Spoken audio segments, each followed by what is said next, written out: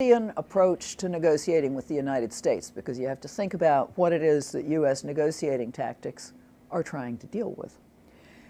It starts with the idea that India is unique, that it represents a 5,000-year-old civilization, that it is a great civilization to which the world has not given enough credit and honor, and that every Indian negotiator carries this civilization in his briefcase and defends it with great style and urgency.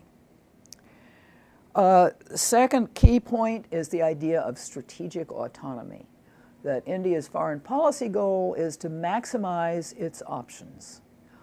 In the early years, India introduced to the world the idea of non-alignment, which they were careful to say was different from just not being part of the US or Soviet Cold War alliances. But it had a kind of family resemblance with this idea of strategic autonomy. And so it's the strategic autonomy bit that has survived after non-alignment kind of changed its character with the end of the Cold War. The third point is a willingness to just say no. And this has been particularly important in Indian multilateral negotiations, such as in the World Trade Organization.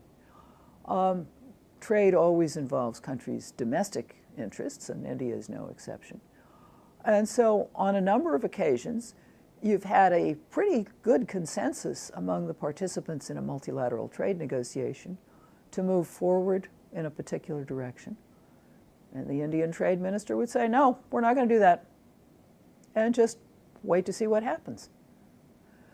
Most countries are socialized against doing that, particularly in a multilateral setting. India is not. It doesn't usually use the just say no tactic as blatantly in bilateral negotiations. But it has continued in a fairly strong just say no mode when it came to agreements that the US was looking for, with the argument everybody does it, which is a terrible argument to use with a country that starts with the proposition that they are unique. India has used a modified version of just say no, particularly for defense agreements where the United States had a particular practice that it had used with every other signatory to the defense agreements. India says, we're unique, we're not everybody else, and we're not going to do that. So what is the US approach to negotiating with India, and what are the most effective ones? Resources and Congress is the heavy, and deadlines are part of the standard US playbook. They're not terribly effective with India.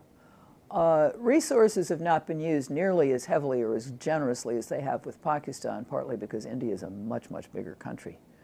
So the amount of resources that it would take to impress the Indians would usually break the bank in US budgetary thinking. But we have tried some other tactics which have been more effective. The first is actually playing to India's uniqueness.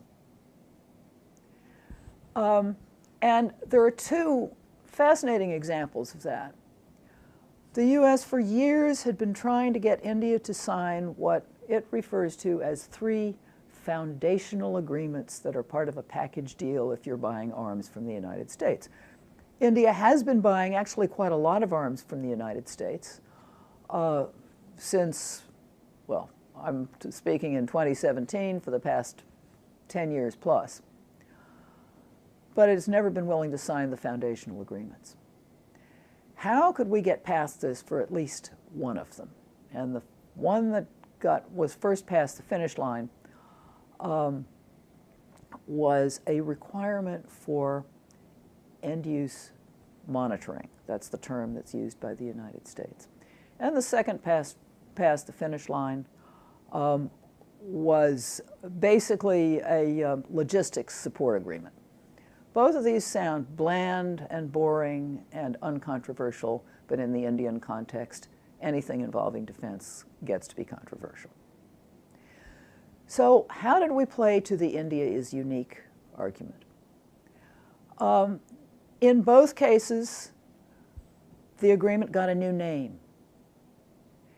End-use monitoring became visitation or verification.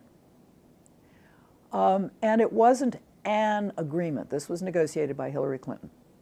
It wasn't an agreement. What it was an informal understanding on what language that would go into future arms sales agreements in order to satisfy the U.S.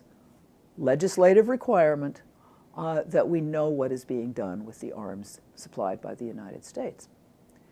And after a little back and forth, we found the magic words, we agreed on the process, and that has worked not perfectly, but reasonably well. When it came to the logistics agreement, it got a new name, and it was changed from an agreement into a memorandum of understanding, which isn't a terribly big difference, but it sounds different. Basically, the rest of the agreement was more or less acceptable once you had changed the optics of it. Second important U.S. tactic in negotiating with India is the intense focus on the priority goal. And I've only got one example of where that turned out to be the critical ingredient, with some additions of what I've just been talking about, that brought us to an agreement.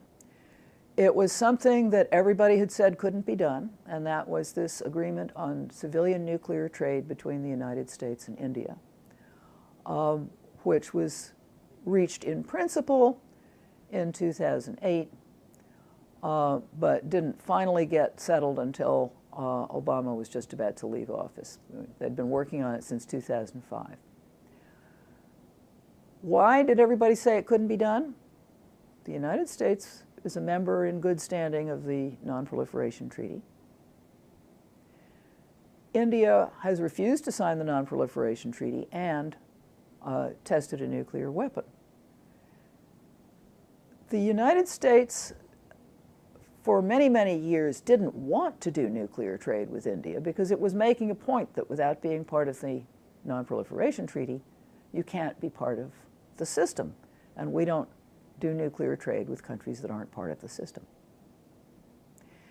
And the decision was made during the George W. Bush administration that we were going to find a way past that.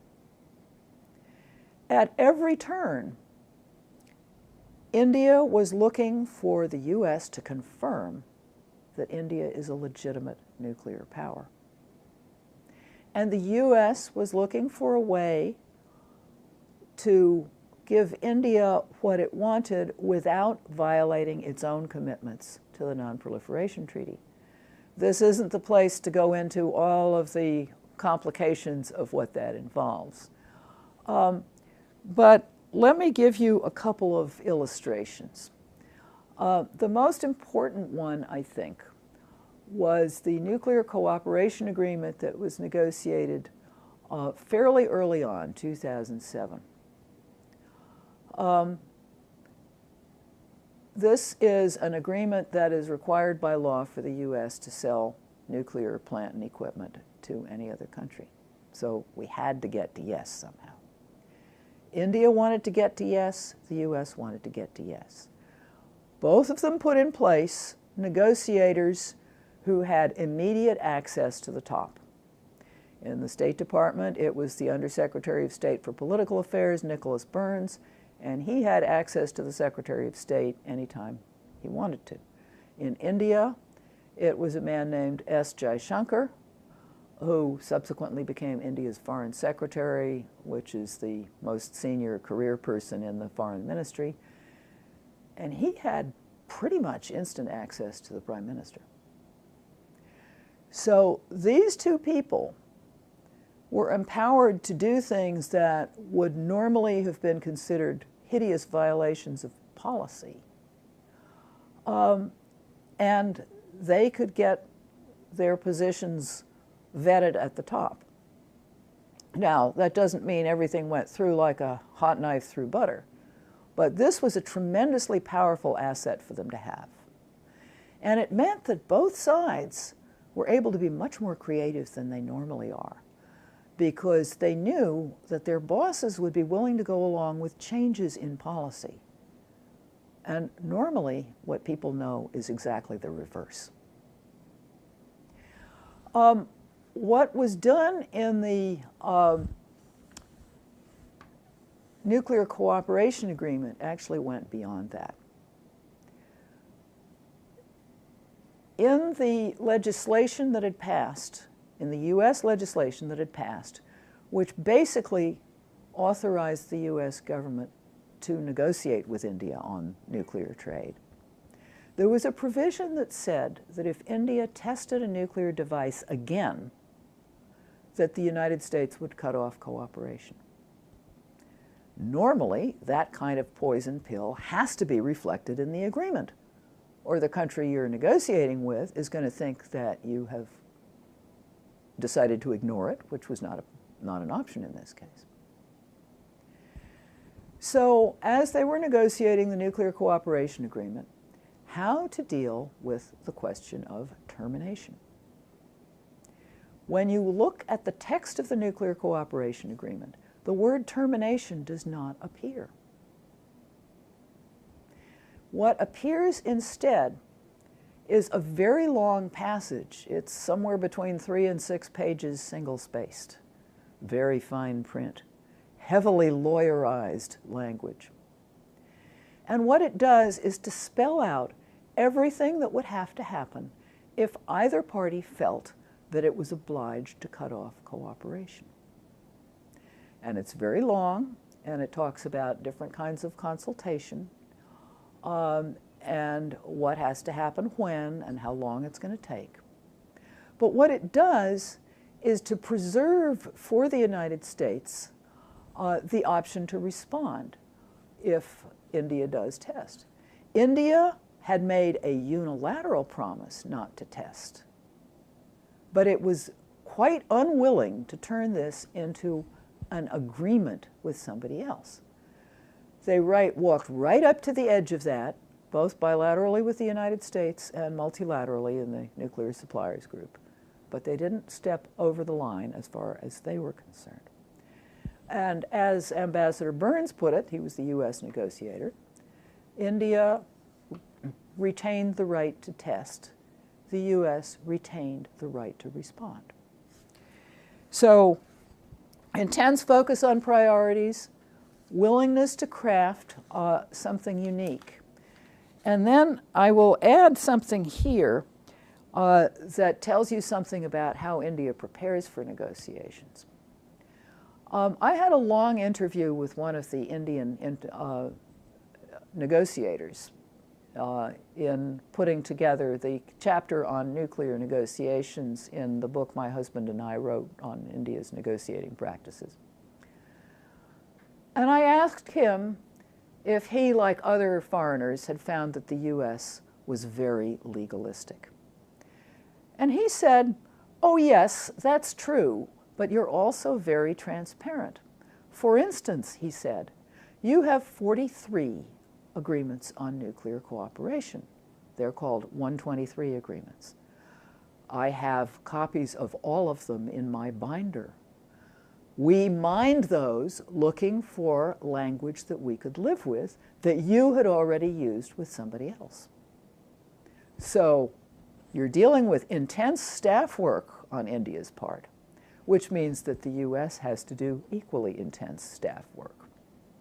And it comes as something of a shock to American officials to hear that they've been bested at their own game.